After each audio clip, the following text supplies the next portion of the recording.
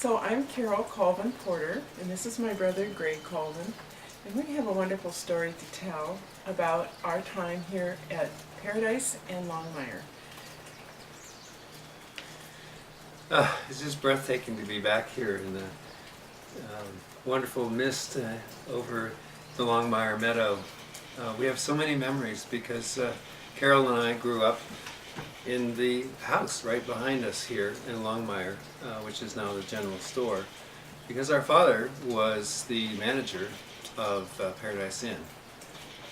And we have such a long history of attachment between our family. This mountain, these hotels, the landscape, the animals, everything, that we wanted to share it at this time. We're both in our 70s, believe it or not. Yeah. And we'd love to share this with you. The story really begins when our father, Heath Colvin, living in Seattle, working at a hotel, and interested in moving up in the hotel business, came to work as the resident manager in 1941 during the summer to open up Paradise Inn and to welcome the guests. And at the age of 24, supervise an employee group which included many people older than he was, and many college students who came up for the summer to work. He was alone at that time, but he had Sweetheart. a sweetheart back in Seattle. They had met in the Hotel Piedmont. They had been working in Seattle, and although he came up here alone, it was much on his mind what would happen if he were to accept a permanent job here, and he would potentially be married, and our mother Audrey Rowe at the time would still be in Seattle. So one of the things he did as a general manager of the Paradise Inn is he had to dress well and meet the guests as they came. But there was also a lot of work, and much of it involved clearing snow, as I'll show you from the top of the souvenir shop in the early days before the season opened. And I know, Carol, are there things about that period that you want to share too? Well, it was a challenge because when he got through the season, he had decided that he wanted to get married in the fall. And so he needed to make sure that that was okay with the powers that be, that he brought a wife along. And we have several interesting letters between my mother and father about how that was all going to work out. And so they were married that year in November 1941. They went on their honeymoon, and the next thing they know, they were up here and World War II started. This story begins, it's really a love story between two people, Heath Colvin and Audrey Rowe, our mother and father, who were working at the Piedmont Hotel in Seattle. And in 1941, Heath Colvin came up to Paradise Inn to be the resident manager at the age of 24. And Audrey, who was 23, waited in Seattle to see how it would work out for the two of them, perhaps, to come to Mount Rainier and be part of the management of Paradise Inn. And as we saw, they fell in love with the mountain as they had with each other. Our dad, Heath, was alone with the employees for the first summer, and he had some communications with his boss, Paul Siva, about under what circumstances his wife Audrey, if they were to get married, would be able to come up as well. and they wrote long love letters to each other. And the ultimate decision was that yes, Audrey could come, but she would have to work, and it wouldn't be fair to the other employees for the manager's wife to be there and not do her part in all the different tasks that were required to open and close Paradise Inn for the season and to look after the guests. So this was 1941, a year that lives in infamy, Yes. as our whole country remembers. And Mother, being totally in love with this man, our father, made the decision that this is where she wanted to be. We have notes that Heath Colvin took as the fall of 1941 came about before World War II started. And these are the words that he said to describe what happened. In the fall and before the snow falls, it's the only time of the year when we can get our outside work done. Repairs to the building, transmission lines, power plant work, etc. Since I was one of the new full-time employees out of 12 full-time staff, I had to relieve others so they could have vacations in the fall. I finally got away around the 1st of November, and on the 14th, Audrey and I were married. We both returned to Paradise about December 1st. Then, December 7th, the Japanese struck at Pearl Harbor. In half an hour after we got the word of Pearl Harbor, the Paradise Valley was deserted. Suddenly, it was a different ballgame. I had already registered for the draft and expected Uncle Sam's greeting. Some of the fellows working with me enlisted into the service, and then there were only 5 of us left. So being snowed in and at Paradise Inn, they had a room that was over the kitchen, and they made that their home. They also found out that my mother found out she needed to learn how to ski, and she did. And they sometimes walked out their window and got their skis on and skied down from the roof. Also, there were times where they had to get supplies up. So my father would ski down to Narada Falls or Longmire and load up on supplies and then snowshoe back up. So these were times where they really had to search their souls for strength and for excitement, and they did just that. One of the exciting things that happened as the spring started to come was there huge snow loads on top of parts of Paradise Inn, particularly the souvenir shop. And the technique for removing that snow was first to cut it into blocks with a cross-cut saw, and then pry up the blocks with a shovel and slide them down on plywood sheets off the edge of the roof into the snow. And this is something you can do when the sun is shining and look like you're almost at the beach. So during the war, Heath Colvin and Audrey Colvin had a military function. They were aircraft spotters posted at Paradise at Mount Rainier, and have here their appointment from the Department of the Interior for the grand sum of $1,400 a year to spot for aircraft and to get on the radio every day at a certain time and give a report as to what they saw and heard with respect to aircraft. So in addition to running Paradise Inn, at the beginning, my mother was in charge of the front desk, and she was a cashier, and later on she also became dining room manager. And we have a photograph of she and my dad at the desk, which is very delightful to us. They had department heads too that they would acknowledge at the beginning of each season by a photograph as well.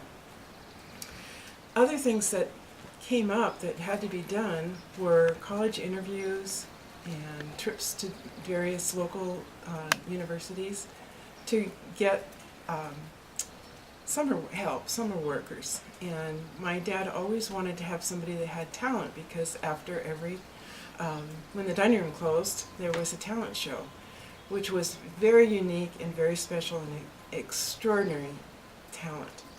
Also, he went on buying trips to the Pueblos and looked for items for the souvenir shop. Um, they took trips back to Ohio to bring coaches back, and they did that twice, bringing a total sum of 4 coaches back. They also had pre-season and post-season things they needed to do, which would include repairs on power lines and changing light bulbs and fun things like that, which were, sometimes we look at the pictures and think they're quite dangerous and don't have any idea how our father managed to do these things. Well, at Paradise, it wasn't all work. There was play also. There was the opportunity, as visitors have when they come to the national park, to wander through the meadows, to look in the ponds and reflecting pools, and to enjoy the brief summer in the fields of gorgeous flowers. And there was, right outside Paradise Inn, a reflecting pond. It's not there anymore, but it was always where people wanted to take pictures showing themselves and Paradise Inn behind. We knew it as Paul's Puddle. Paul Siva was the general manager of the Rainier National Park Company, and he actually had a bulldozer run down into the flatland below the inn and create a natural pond for reflective pictures. And we have some beautiful memories of our well-dressed father and his assistant manager, Les Jensen, outside the hotel in the middle of the summer. When I was up here before, several years ago when Paradise Inn opened, I met an old family friend, Lou Whitaker, of the Whitaker twins, Jim and Lou, and he remembered me as the son of Heath Colvin, and he said, "Now that man was a snappy dresser."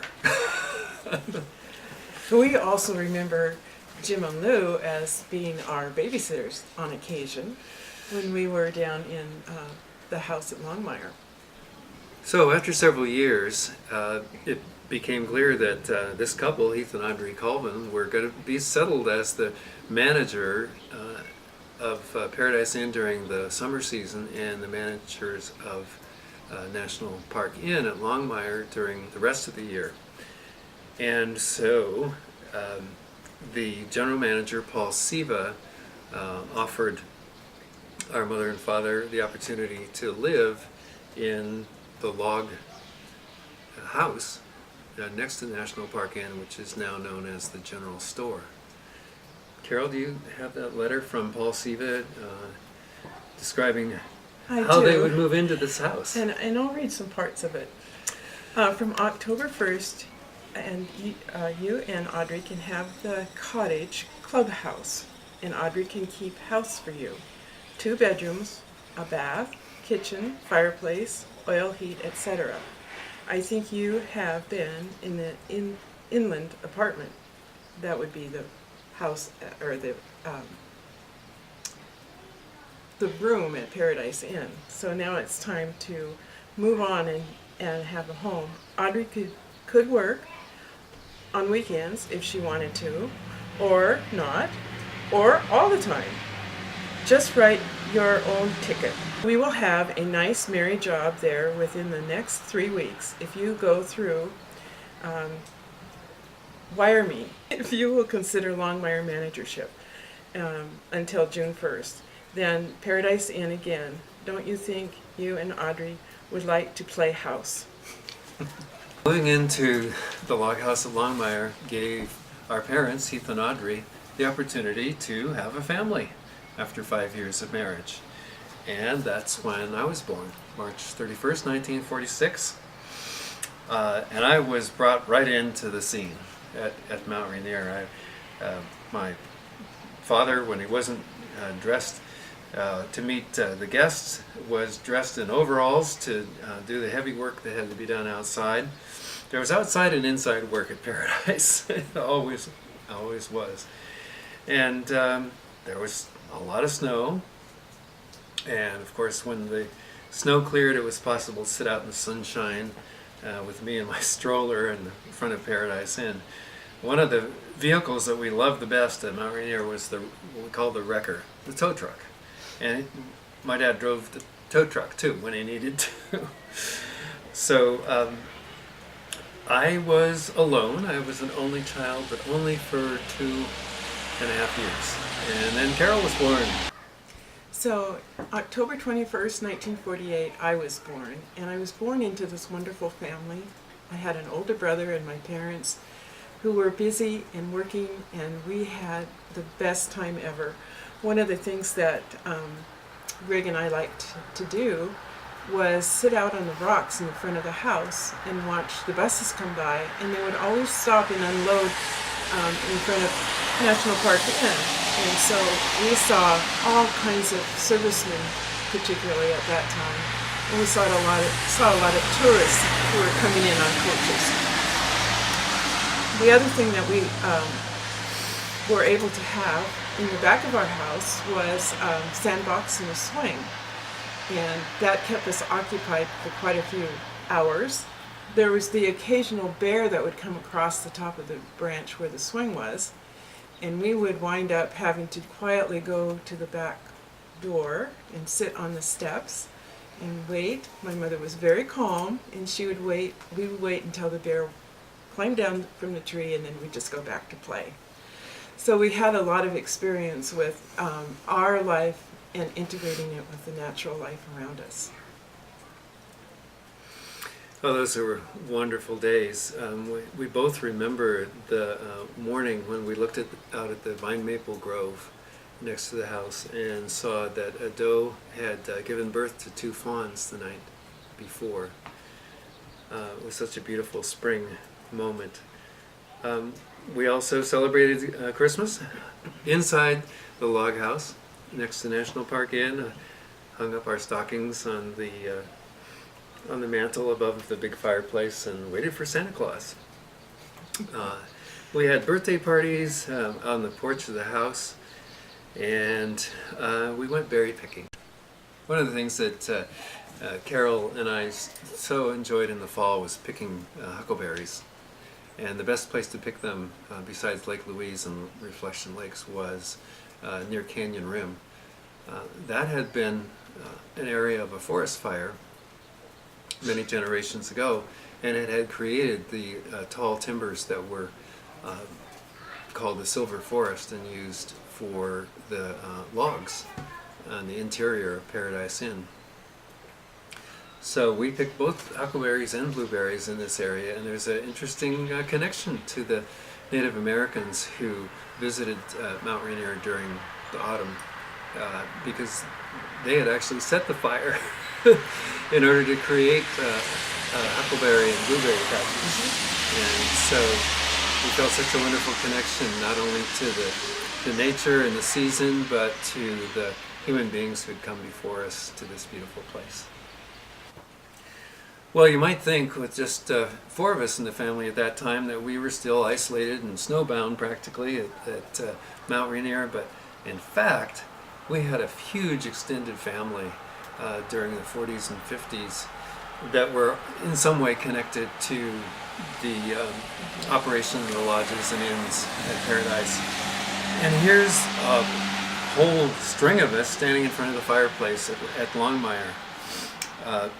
Carol and I are on the floor there with our cousins, and the adults behind us include not only our mother and our aunts and uncles, but on the far, this is a photograph we treasure in our family.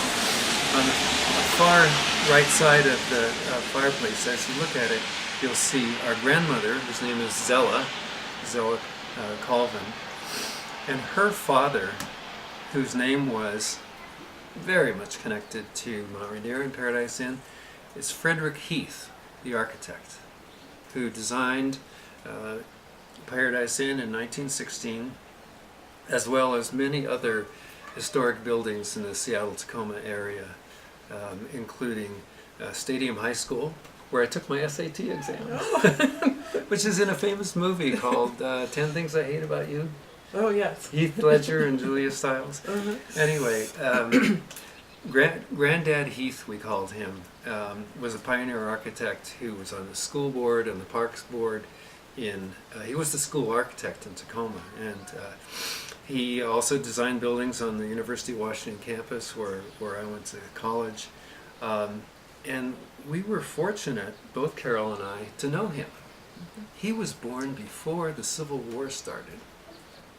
And yet I was able to sit on his lap, and he was well into his 90s. He loved to pick pennies out from behind my ear and have me listen to his pocket watch. So we have great memories of this man, and we actually have a couple of photographs that show all 4 generations. One that we treasure was taken at the dining room table in the log house, which is now the general store, with one of those Navajo Indian blankets behind Granddad Heath, and you'll see his daughter Zella, our grandmother, my father, our father Heath Colvin, and his twin sister, who took many, many of these photographs, whose name was Beth, and then the little kids, Carol, my sister, and me. It's also very interesting to know that the outside maintenance manager was our uncle, Uncle Blake. Mm-hmm. And he and his wife Mary had 5 children, and they lived in a cottage also at Longmire, about a quarter mile away. And there were 5 of them, so we had cousins to play with, but nobody else. Virtually nobody else. Really? The school was far away. I went to school in Ashford at the kindergarten, and then for Columbia Crest. a year and a half at Columbia Crest, which still exists as a school there. Very long bus ride. At Longmire, there were no stores. I never became much of a consumer or shopper because for the first 8 years of my life, there was no place to go to shop. Our food was brought up by the Rainier National Park Company transport, which was nice. And we had some wonderful trips to Seattle. I can remember Yeah. being in the kindergarten of Frederick and Nelson. Yeah, we love those department stores. Yeah, we twice did. a year. But being here alone with the nature was the most wonderful thing about our childhood. And the other thing I wanted to mention is there was a very nice way in which the people of the Rainier National Park Company were referred to by our parents as the employees. And I know it sounds a little off, it's not the modern way to speak of your parents' friends as the employees.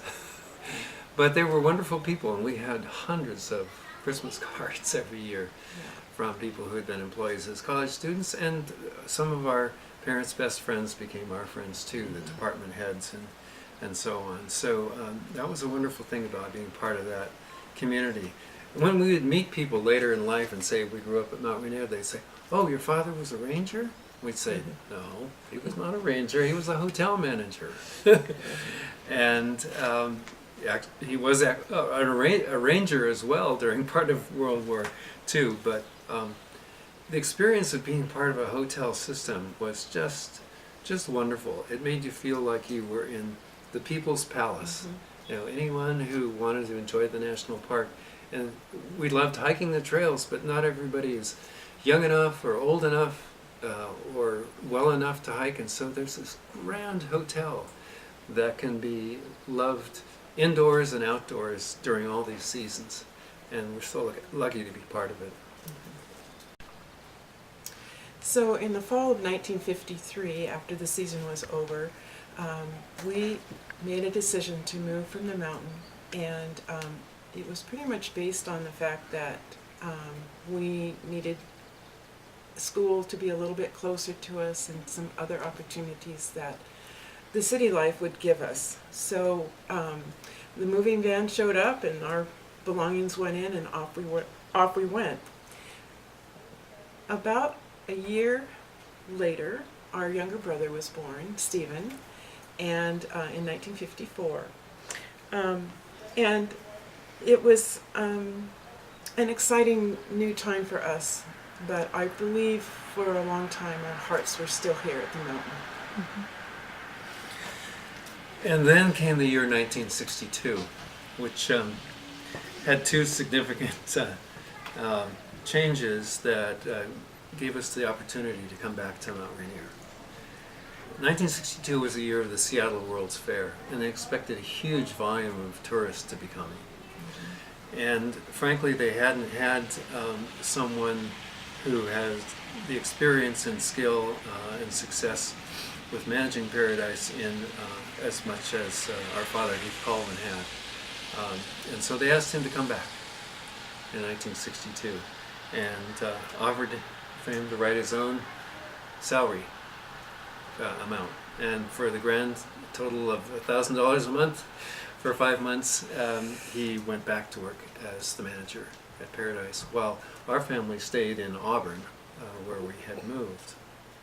There was another significant thing for me personally and for this change. In 1962, I turned 16. I was old enough to drive the car, the flatbed truck, the forklift, and the other pieces of equipment and supplies in the masonry builders store that my father had started in Auburn. So I was able to help manage the store while Dad went back to the, as we said, back to the mountain. Back to the mountain. He came down every Wednesday for the Rotary meeting in Auburn, and then went back up. And most weekends we would come up and stay in the hotel, and that way my mother and sister and little brother, younger brother, were able to, as a family, enjoy Mount Rainier for the season. So this was a great time. Carol, do you remember you got to ride a horse? They don't have horses up in Paradise anymore, but No. in the early 60s they did. And Yeah. you got to go horseback trips. They had them ever since we were here. When we were born, they had them because we went on them when we were little kids. But now I'm a teenager, and so is Greg, and our younger brother was able to get on a horse, so we did horseback riding and hiking. We did a lot of outdoor activities.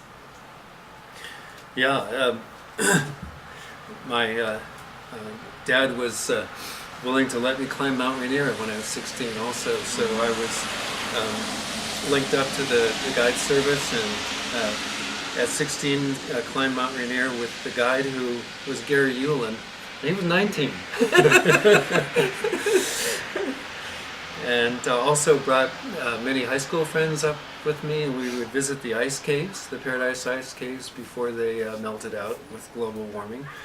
And that was great fun. We started out as the employees at Paradise did by taking big long cardboard tubes, stuffing them with rags, and soaking them in kerosene in order to see inside the ice caves. Mm-hmm. Later on, we upgraded to little lamps. This is also a time when our brother Steve and I would do all the hiking and sliding on the snow that we could. He was about 7 or 8 at the time, and certainly old enough to hike all the way to Camp Muir. And the other thing we did, we still have a photograph of proof, we invented the snowboard. And here's a picture of Steve holding a snowboard that we built in my father's shop. It was we didn't patent it, and it was not a great piece of equipment, but we did like to take it out on the snow slopes. And it was a board, and you slid on it. It was the time when surfboarding was popular, and so we thought, oh well, we could do this on snow. Yeah, we hiked, we jumped over crevasses on the Muir snowfield, and we felt very good that Steve had the chance to become part of the Mount Rainier experience, because he was not born at the time we lived up here in Longmire, but we sure had the opportunity to become part of our family's history at the mountain the second time that we went up. And in 1966, just before I had to go into Air Force summer training camp, our father decided to basically stop.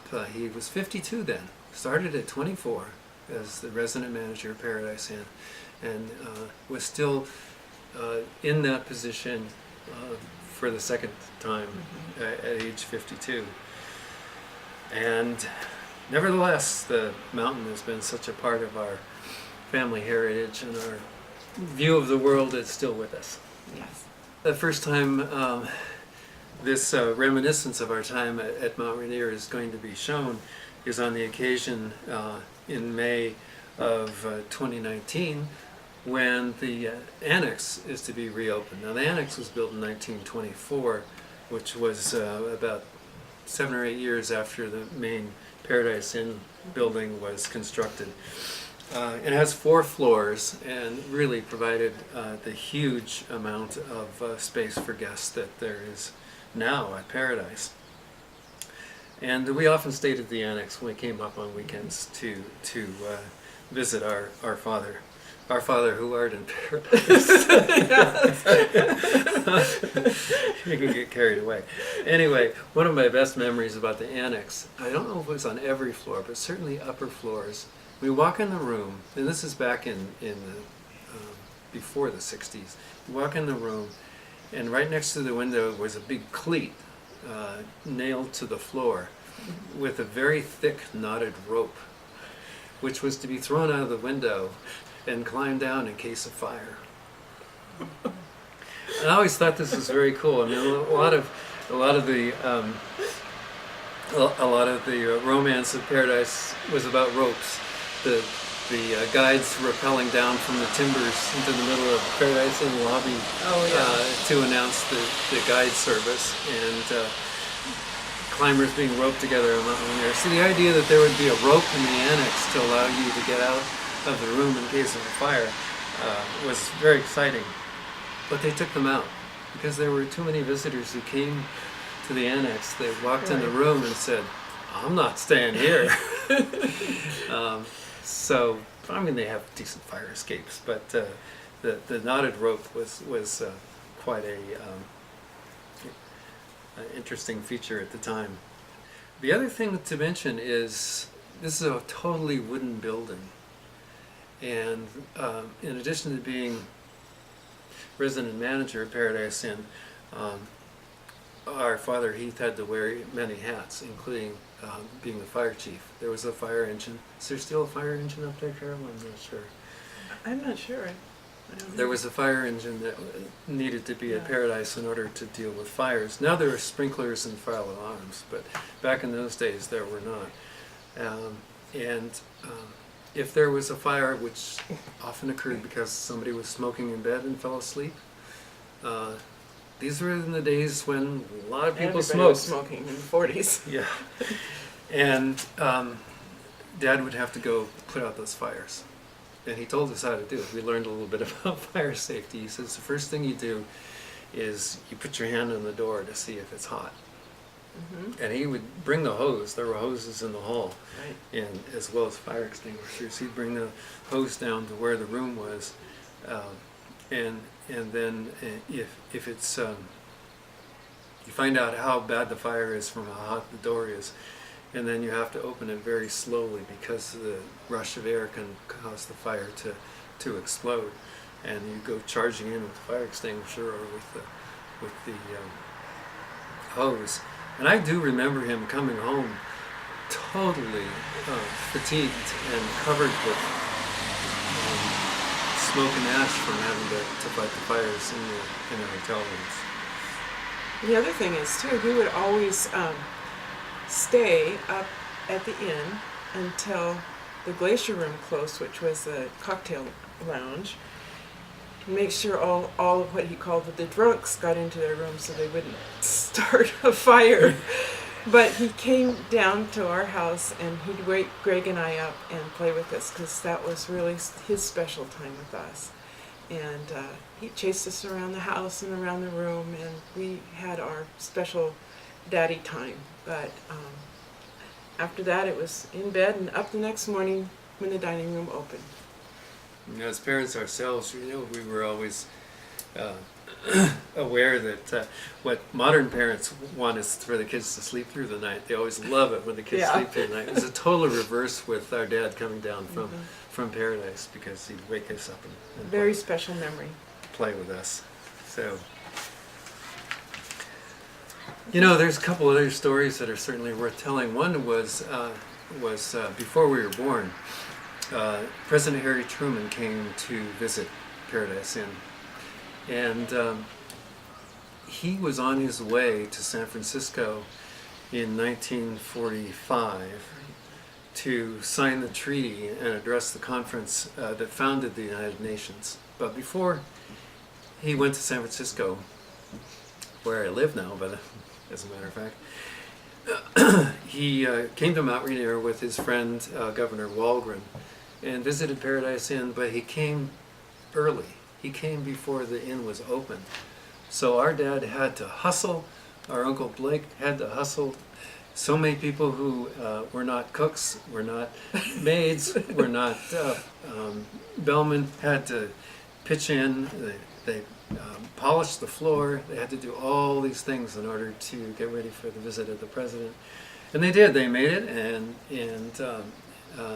he had a wonderful visit there, and played the wonderful piano in the lobby, which I think is now sort of called the Truman piano, I think. I think it is too. Yeah. Yeah, which calls to mind another story, the Paradise Inn lobby. Yes. Wow. So every night there were talent shows done by the employees, and my father selected people that had talent when he went to the colleges. So we knew there was a good base for having great talent shows. But they always were preceded with the Rangers talking about what they were going to do or had available for the guests to do during the day.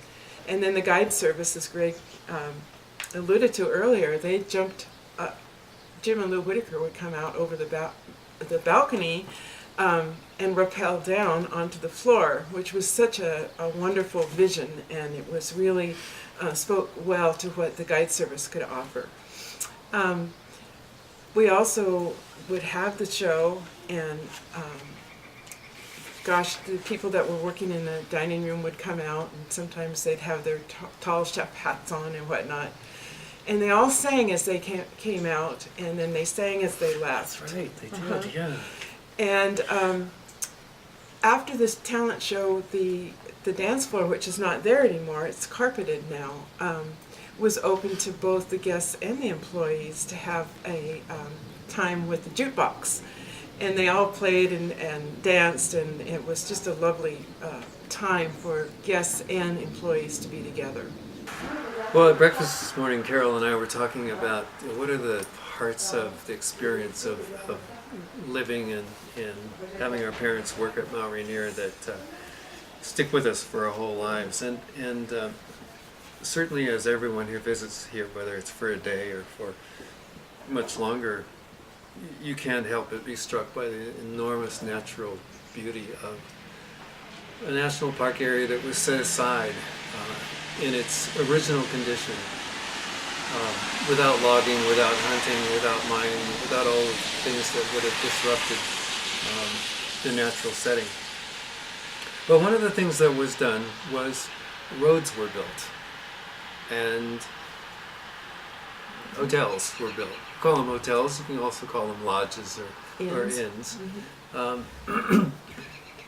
But so far it does seem that it was kept to a minimum of interfering with the natural environment and maximizing relationship between human beings and nature that is really quite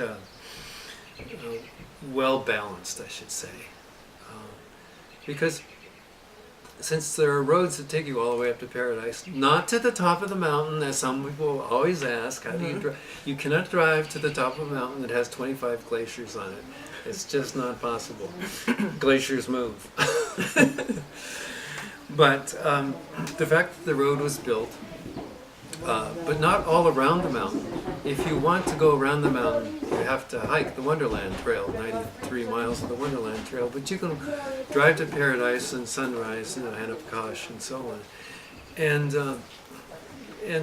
no matter what your age is or what your physical condition is, you can come and enjoy a rustic setting.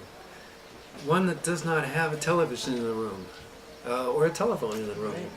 And if you want to mail a letter, which is a good thing to do, or a postcard, you put it in the stump next to the front desk. I think there's still one phone booth up there, right? Mm-hmm. One or two Yeah. phone booths.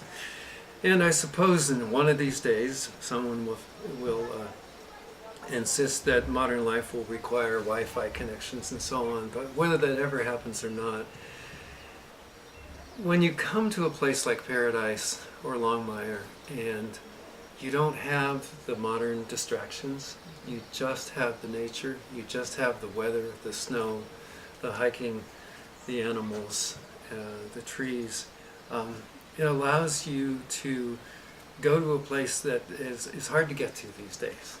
A place where that intimate connection between the natural world and our life as human beings can be realized. I think it had the influence of making me very much an idealist. It is like paradise. It is like the ideal world to be able to live close to nature. And I think the concessionaires and the Park Service have done a great job in being able to put those two parts of life on Earth together. So this was placed over our home in Longmire, and I like to say that home was very important. A lot of people would talk about our time at the log cabin, and my mother insisted that that would be called our home because to us that's what it was, not a log cabin, but our home. Right. But I think we could call it a log house. And it's a log house Yeah. that has dormers up above in which our mother put curtains. Right. So it really had the feeling of a home. And this sign hung over the porch where it says General Store now. Here we are, we're home. So we're going to go inside and see if we can remember where all the rooms were when we lived. Back here was the dining room. And as you roll around, this is where we saw the fawns being born. Out there. This is a stone fireplace where the family gathered and where we had Christmas. This is also the back door right here out to where we had our sandbox and our swings. Right here. And then this was sort of the main source of heat for our home. We had chairs around, and we also, Greg and I would make camp around the fire. Our mother would warm up our blankets and wrap us in them and then take us to our bedroom, which was right over here. This is our partition here, so you had to come down this way.